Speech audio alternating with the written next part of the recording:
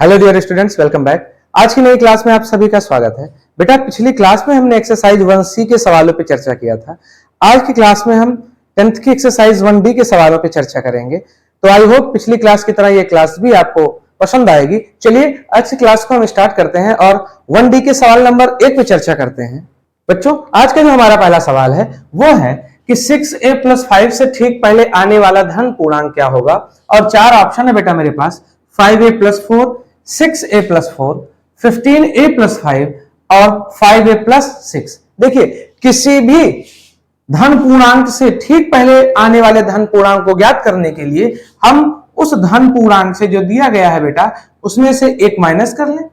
तो देखिए 6a + 5 में से एक चला जाएगा, क्या हो जाएगा, 4 हो जाएगा। हमारा सेकंड ऑप्शन जो है वो राइट ऑप्शन हो जाएगा। ठीक, ये पूरी की पूरी प्रश्नावली बेटा बहुविकल्पीय प्रश्नों से ही संबंधित प्रश्नावली है। तो आपको ऐसे क्वेश्चन रहेगा, चार ऑप्शन दिया रहेगा, ये एमसीक्यूज में कई बार पूछे जाते हैं और आपको कुछ को तो देख के ही पता चल जाएगा, कुछ में सॉल्व करना पड़ेगा। आपको चारों ऑप्शन में से एक ऑप्शन क्या कर देना है, राइट ऑप्शन टिक कर देना है। चलिए, तो ये हमारा 6a + 4 राइट ऑप्शन हो जाएगा, ऑप्शन नंबर 2। नेक्स्ट क्वेश्चन देख लेते हैं। इस प्रश्नावली का हमारा जो दूसरा क्वेश्चन है बेटा वो है अपरिमेय संख्या ढूंढना है। चार ऑप्शन हमारे पास दिए गए हैं और इनमें से पूछा है कि कौन सी संख्या अपरिमेय संख्या है। देखिए 22/7 पाई 0.69 और 5/√16।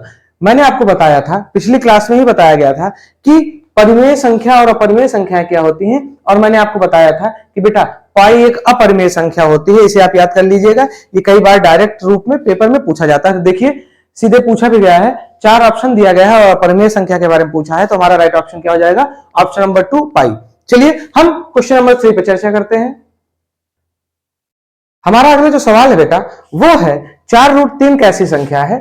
ठीक, और चार ऑप्शन देके रखा है कि पूर्णांक है कि अपरिमेय है कि परिमेय है कि नन ऑफ दीज है। तो देखिए मैंने आपको बताया है, कोई भी संख्या अगर रूट में है और उस रूट का कोई मान नहीं है तो इस वजह से वो अपरिमेय संख्या हो जाएगी। तो 4√3 एक अपरिमेय संख्या हो जाएगी। चलिए हम क्वेश्चन नंबर 4 पे चर्चा करते हैं। अगला क्वेश्चन बेटा मेरा क्वेश्चन नंबर 4 परिमेय संख्या के बारे में पूछा है। चार ऑप्शन दिया गया है, √5, √1, √1 + 4/9 और √2.5। तो देखिए परिमेय संख्या के बारे में पूछा है तो हमारी √1 परिमेय संख्या होगी, √5 1 + 4/9 और √2.5 एक अपरिमेय संख्या है। इन चारों ऑप्शन में केवल √1 ही बेटा एक परिमेय संख्या है। तो हमारा option number 2 is the right option. चलिए हम नेक्स्ट क्वेश्चन देखते हैं। नेक्स्ट क्वेश्चन भी मेरा बेटा परिमेय संख्या से संबंधित है। चार ऑप्शन है, परिमेय संख्या ढूंढना है। देखिए परिमेय संख्या नहीं होगी, √7 परिमेय संख्या नहीं होगी। 2.737373 इसको कभी कभी आपको 2.73 के ऊपर बार लगा हुआ दिखाया जा सकता है, ये एक परिमेय संख्या होगी। और पॉइंट का 0.9 भी परिमेय संख्या नहीं होगी। तो चारों ऑप्शन में से ऑप्शन नंबर 3 आपका राइट ऑप्शन हो जाएगा कि परिमेय संख्या पूछा था कौन सी है। तो क्वेश्चन नंबर 5 का answer number 3 is the right answer. चलिए हम क्वेश्चन नंबर 6 पे चर्चा करते हैं। देखिए बेटा क्वेश्चन नंबर 6 है हमारा, किसी पूर्णांक यम के लिए प्रत्येक सम पूर्णांक का रूप यम होता है कि m+1 होता है कि 2m होता है कि 2m+1 होता है। अगर मैं चारों ऑप्शन की बात करूं तो देखिए सम पूर्णांक के लिए यम का मान अगर यम होगा, जैसे मैं यम की वैल्यू 2 रख लूं मान लीजिए, या मैं यम की वैल्यू 1 रख लूं, तो देखिए 1 2 फिर ऐसे 3 4, तो ये तो नहीं होगा। m+1, तो अगर मेरा यम का मान 1 रखता हूं मैं तो 1 1 धन 2 हो जाएगा, फिर 4 हो जाएगा, फिर आगे मामला फंसेगा। 2m देखिए ऑप्शन नंबर 3 देखिए, अगर मैं 2m को लेता हूं और मैं यम का मान चाहे यहां 1 रखूं, 2 रखूं, 3 रखूं, 4 रखूं, 5 रखूं या 6 रखूं, प्रत्येक दशा में बेटा एक सम पूर्णांक ही बनेगा। तो इस वजह से मेरा option number 3 will be right option. ठीक, तो किसी पूर्णांक यम के लिए प्रत्येक सम पूर्णांक का जो रूप होगा वो 2m के रूप में होगा, जहां यम की वैल्यू 1 2 3 4 कुछ भी हो सकती है। चलिए हम नेक्स्ट क्वेश्चन पे चर्चा करते हैं। जो हमारा अगला क्वेश्चन है बेटा वो है किसी पूर्णांक q के लिए प्रत्येक विषम पूर्णांक का रूप। तो देखिए विषम पूर्णांक का रूप जो होगा बेटा वो 2q + 1 के रूप में होगा, जहां q की वैल्यू 1 2 3 कैसे भी हो सकती है। कैसे, देखिए अगर 2 की वैल्यू में 1 रखता हूं तो 2 1 के 2 धन 1 3 मेरा हो जाएगा, जो कि विषम पूर्णांक है।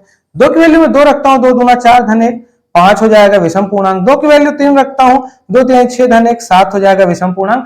तो 4 विल बी राइट ऑप्शन। पूछा था किसी पूर्णांक q के लिए प्रत्येक विषम पूर्णांक। देखिए विषम पूर्णांक जब होगा तो +1 होगा, 2q + 1। चलिए हम नेक्स्ट क्वेश्चन पे चर्चा करते हैं। अगला क्वेश्चन बेटा मेरा क्वेश्चन नंबर 8 है। क्वेश्चन क्या कहता है कि संख्या n स्क्वायर -1 8 से विभाज्य होती है यदि n है एक पूर्णांक, प्राकृतिक संख्या, विषम संख्या या सम संख्या। चलिए, अगर मैं n को एक विषम संख्या मान लेता हूं, n स्क्वायर -1, जहां अगर मैं n को विषम संख्या मानता हूं तो n मेरा क्या हो जाएगा बेटा, 1 हो सकता है, 3 होगा, 5 होगा, 7 होगा, ऐसे रख के देखते हैं कि 8 से विभाजित होती है कि नहीं। ठीक, चलिए देखते हैं। तो पहले n बराबर अगर मैं 1 रखता हूं तो ये हो जाएगा बेटा n स्क्वायर -1, क्या है ये, 1 का स्क्वायर -1, और मेरे पास आंसर आ जाएगा 0। 3 रख के देखते हैं, n बराबर 3 रखने पर तो ये 3 का स्क्वायर -1 हो जाएगा, और 3 3 9 -1 8 हो जाएगा। देखिए 8 से विभाज्य हो रही है। ठीक, n बराबर 5 रख दो तो 5 5 25 -1 24 हो जाएगा, ये भी 8 से विभाज्य हो रही है। तो n की वैल्यू जो होगी बेटा मेरी, वो एक विषम संख्या हो जाएगी। अगर n हम विषम संख्या रखते हैं तो वो n स्क्वायर -1 8 से विभाज्य होती है। Option number 3 will be right option. ये था आपका क्वेश्चन नंबर 8। चलिए हम नेक्स्ट क्वेश्चन पे चर्चा करते हैं। हमारा जो नेक्स्ट क्वेश्चन है बच्चा वो है, यदि 65 और 117 के एचसीएफ अर्थात मासा को 65m - 117 के रूप में दर्शाया गया हो तो m की वैल्यू पूछा है। देखिए सबसे पहले हम मासा ही निकाल लेते हैं कि मासा क्या होगा। तो 65 से ले जाएंगे तो एक बार जाएगा बेटा 65 जाएगा, 7 में से 5 जाएगा 2, और 11 में से 6 जाएगा तो 5। 52 से 65 में ले चलेंगे तो एक बार जाएगा, 13 बचेगा, और 13 से 52 में जाएगा तो 52 पूरी तरीके से कट जाएगा। जो हमारा एचसीएफ निकल के आएगा वो आएगा बेटा हमारा कितना, 13। अब वापस सवाल पे चलते हैं। तो देखिए सवाल क्या कह रहा है, 65m - 117 के रूप में मासा को दर्शाया गया है, तो ये बराबर 13 हो जाएगा। 65m बराबर 13, उधर 75 करेंगे तो प्लस में हो जाएगा। 65m की वैल्यू 130 आएगी, तो m की वैल्यू क्या आएगी, इधर बेटा गुणे में इधर जाएगा, भाग में हो जाएगा, m की वैल्यू हमारी 2 आ जाएगी। 2 है हमारा ऑप्शन नंबर 2। तो इस तरीके से आपके क्वेश्चन नंबर 9 का जो ऑप्शन सही होगा वो ऑप्शन नंबर सेकंड 2 सही उत्तर होगा। सो स्टूडेंट्स, आज क्लास में हमने क्वेश्चन नंबर 1 से लेकर क्वेश्चन नंबर 9 पे चर्चा किया। बाकी बचे हुए सवालों को हम नेक्स्ट क्लास में सॉल्व करेंगे। आई होप कि पिछली क्लास की तरह इस क्लास को भी आप कायदे से एंजॉय करेंगे और मैथ्स की प्रैक्टिस जारी रखिए। जल्दी मिलेंगे हम एक नई क्लास के साथ। तब तक के लिए बी हैप्पी, बी हेल्दी।